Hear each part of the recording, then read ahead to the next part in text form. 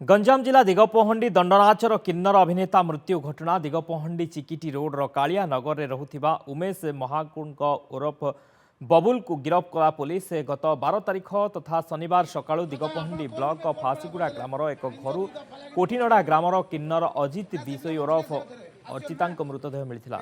तेज अभियुक्त उमेश और मृत किन्नर उभय दंडनाच डांसर भाव काम करुले। स्वामी स्त्री भली ब्रह्मपुर स्थित गांधीनगर एक भड़ा घरे रुले। अनेक समय अजित को टंका निर्यातना देवा सह मारपिट करुला उमेश। तेज 10 तारिख दिन से कनिसी नाटक परिवेषण पर विश्राम नेउथिबा समय संध्यारे पाटितुंड होइथिला। संध्या आलती और राति मां को प्रसाद सेवन निमंते सहभागी माने अर्चिता को डाकिथिले मध्य से देह खराब कई जाई नथिले।